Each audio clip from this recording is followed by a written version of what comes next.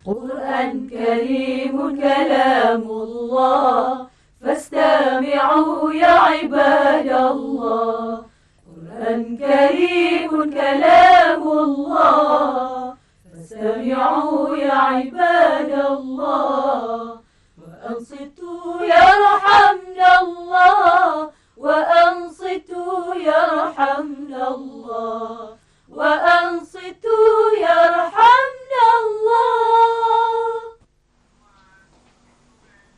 Bismillahirrahmanirrahim. Para penonton yang dihormati dan anak-anak cikgu sekalian, Assalamualaikum warahmatullahi. Waalaikumsalam warahmatullahi wabarakatuh. Selamat bertemu lagi anak. Dalam rancangan pelajaran asas tajwid dan Al-Quran, seperti biasa, kesemua rekan anak-anak telah pun bersedia dengan buku catatan dan juga pensel. Jadi, marilah kita mulakan anak-anak pelajaran kita dengan bacaan doa. Jangan lupa anak-anak, sama-sama kita menadah tangan ya. Ya. Bismillahirrahmanirrahim. Allahumma nawwir bi kitabika basari wa atliq bihi lisani washrah bihi sadri wasta'mil bihi jasadi bihawlika wa quwwatika fa innahu la hawla wa la quwwata illa bika ya arhamar rahimin. Itu anak-anak doa kita, mohon kepada Allah Ta'ala supaya lidah kita dilancarkan dan hati kita diterangkan dalam bacaan Quran ini. Pada pelajaran yang lalu, anak-anak telah pun faham kefasihan, kelancaran seseorang dalam baca Quran ialah apabila mereka dapat mengenal pasti tempat-tempat huruf itu keluar. Begitu juga bagaimana cara-cara huruf itu dikeluarkan, iaitu bagaimana dia tekan di sebelah mana, di mana lidah hujung ke, di pangkal ke apa ini. Kalau dapat dikesan, maka insya-Allah kita akan dapat baca dengan baik. Anak telah pun mencatat pada pelajaran yang lalu, iaitu anggota-anggota yang mengambil bahagian ketika melafazkan huruf al-hijaiyah yang terdapat pada 7 tempat ini anak. Tentu sekali anak tidak lupa, cikgu nak bertanya kepada Muhammad Izzat, apakah di antara anggota yang pertama? Lingkungan rongga tengkorak dari kawasan lapang sebelah dalam membawa ke mulut, cikgu. Itu satu. Yang mengambil peranan anak daripada dalam ni, ada huruf-huruf yang akan cikgu katakan, dia mengambil peranan dalam melafazkan huruf. Satu. Baik, kita tanya kepada yang kedua. Apa anggota yang kedua? Anggota yang kedua ialah lingkungan rongga tekak, cikgu. Lingkungan rongga tekak. Di sini anak tentu tahu, cikgu sudah terangkan dulu ya. Rongga tekak ni kadang ada keluar pada sebelah bawah, ada 3. Pangkal, halqum, di tengah halqum, dan di hujung halqum. Semua mengambil peranan akan mengeluarkan huruf-huruf yang tertentu. Bahagian ketiga apa dia? Bahagian yang ketiga iaitu anggota lingkaran rongga lidah, cikgu. Lidah. Cikgu telah terangkan, lidah yang paling banyak melafazkan huruf-huruf berkenaan. Di mana pada 4 tempat, jangan lupa anak, anggota-anggota yang tempat, iaitu tepi lidah, dia mengambil huruf yang tertentu. Hujung lidah, ada mengambil peranan. Tengah lidah, ada mengambil peranan. Pangkal lidah sana, yang dekat anak tekak pun mengambil peranan. Itulah bahagian yang keberapa? Yang ketiga. Baik, anggota yang keempat, kita tanya pula kepada Suhana. Apa dia? Bahagian 2 bibir, cikgu. Bahagian 2? 2 bibir ni anak. Juga dia mengambil bahagian banyak. Iaitu, di antaranya bibir di atas, bibir di bawah. Kalau satu bibir saja, tak berbunyi huruf tu. 2 bibir ni ada mengambil peranan. Kemudian kita tanya kepada Mastura, bahagian yang kelima apa dia? Bahagian yang kelima ialah bahagian gigi, cikgu. Bahagian gigi juga anak-anak, di mana lidah ditekan. Iaitu 2 gigi hadapan di atas, gigi gunting. 2 gigi yang ada bawah juga. Kemudian geraham, yang di tepi kanan dan kiri ini yang mengiring yang gigi taring. Semua ada mengambil bahagian ini. Jadi kita nak tahu nanti bagaimana lidah tekan, ke mana perginya. Ke mana dia angkat, ke mana. Kemudian kita tanya kepada bahagian yang ke berapa anak? Tadi bahagian lidah ya. Sekarang bahagian ke-6. Kita tanya kepada Zahra pula. Apa bahagiannya, anggota? Yang ke-6, bahagian langit-langit mulut yang di atas, cikgu. Bahagian langit-langit mulut. Langit-langit mulut yang di atas. Apa namanya anak ni? Yang ini lepas ke gusi tadi ya. Jadi gusi pun juga mengambil bahagian. Apa arti gusi? iaitu gigi yang tumbuh, daging yang tumbuh. Gigi yang tumbuh adalah gusi. Kemudian langit-langit di atas, langit keras, ada banyak bahagian. Langit-langit lembut, ada banyak bahagian. Ini semuanya kita nak tahu di mana tekan-tekannya semua nanti. Baik, yang akhir sekali cikgu nak bertanya, apa dia anggota yang mengambil bahagian pada Nur Azad? Rongga batang hidung sebelah dalam, cikgu. Batang hidung sebelah dalam. Juga akan mengambil bahagian dalam menyebut huruf-huruf gunnah. Artinya gunnah apanya? Dengung. Jadi 7 yang kita tahu ini semuanya anggota yang berbahagian. Anak-anak sekalian, pada pelajaran kita kali ini, mari kita membincangkan tentang erti makhraj, juga yang dikatakan huruf. Sila anak-anak bersedia dan catat apa yang juga terangkan.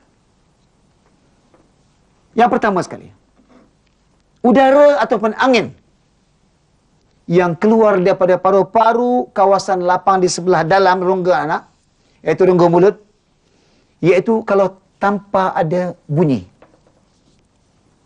Tanpa bunyi. Ya, angin, udara yang keluar pada paru-paru tanpa bunyi dinamakan nafas. Apa namanya? Nafas. Apa misalnya?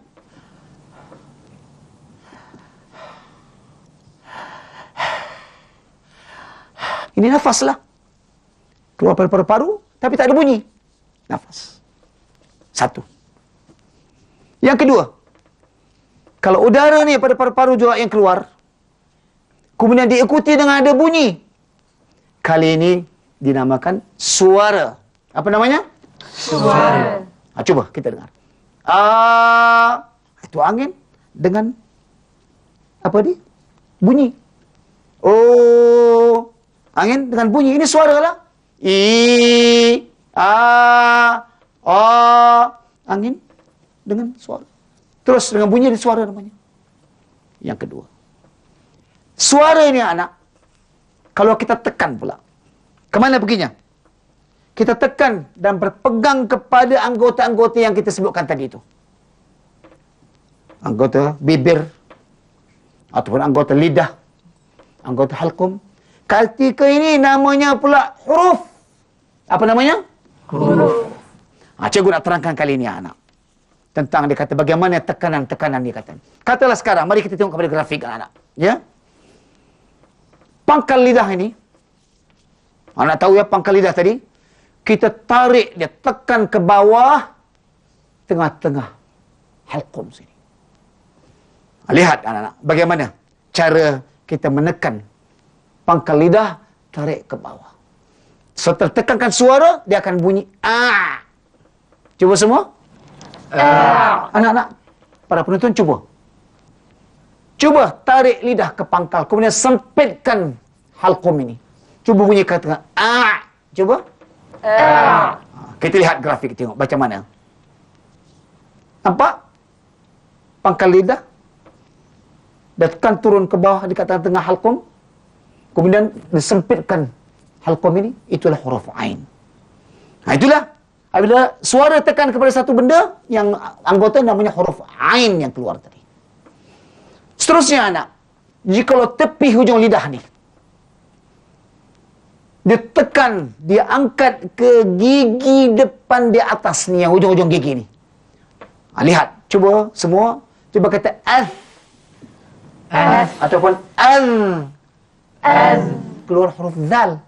Kerana ada 3 huruf, kita katakan Zal sekarang. Al. Cuba semua. Apa kita nampak? Cuba kita lihat grafik. Tengok ujung tepi lidah. Dia tekan ke ujung gigi hadapan yang di atas. Bawah tak ada. Atas saja. Cuba kita Al. Sudah keluarkan huruf apa? Zal. Suara yang menekan tadi. Baik, satu lagi. Bibir pula kali ini. Cuba kita perhatikan anak. Kalau perut bibir di bawah ni. Perut bibir di bawah ini. Kita tekankan ataupun dia angkat ke gigi ujung di atas hadapan. Cuba kata F. Cuba. F. Lagi sekali. Cuba kata F. Kita lihat grafik. Tengok. Inilah bibir bawah. Kemudian tengok dia angkat ke mana? ke hujung gigi atas hadapan, mengeluarkan huruf fa. Cuba kata af. Alif. Af. Af. Ini 3 contoh anak. Nanti apabila suara dia tekan kepada tempat halqum, pangkal lidah, dia namakannya apa tadi? Ain. Apabila tepi hujung lidah, dia tekan ke gigi hujung hadapan di atas, namanya huruf zal. Apabila perut, ini namanya, ya, perut bibir yang di bawah ni diangkat ke gigi ujung di atas sini, f, maka keluar huruf apa? Huruf tha. Itu dia anak, 3 perkara ni kita akan lihat kepada grafik bagaimana huruf ni keluar. Anak telah faham makhraj terbagi kepada 2. Sebenarnya kita terangkan dulu, iaitu makhraj apa namanya? Muhaqqaq dan makhraj apa? Makhraj muqaddar. Makhraj mukhaffaf artinya, makhraj muqaddar artinya, makhraj mukhaffaf kita dapat kesan. Ya, kita dapat tahu makhrajnya tepat di mana keluarnya, daripada halqum, daripada bibir. Tetapi makhraj muqaddar kita dapat kesan. Di mana? Seperti huruf yang keluar daripada jauf, keluar daripada rongga yang dalam ni tak dapat kesan. Tahu sini, tapi di mana? Bawah, di atas, di tengah. Ataupun keluar huruf yang pada hidung ni tadi ya, makhraj hidung kita tak dapat kesan. Jadi kita sudah tahu, yang dapat kesan 3 saja. Makhraj jauf, iaitu dari rongga dalam, bibir dapat kesan, lidah dapat kesan. Yang tak dapat kesan daripada rongga dalam tak dapat kesan. Itu saja yang 3 yang anak. Yang dapat kesan halqum, ingat. Yang dapat kesan lidah. Yang dapat kesan bibir. Yang tak dapat kesan suara yang keluar daripada apa? Daripada jauf, nama dia daripada jauf, dan daripada ini apa ni, khayshum, daripada hidung.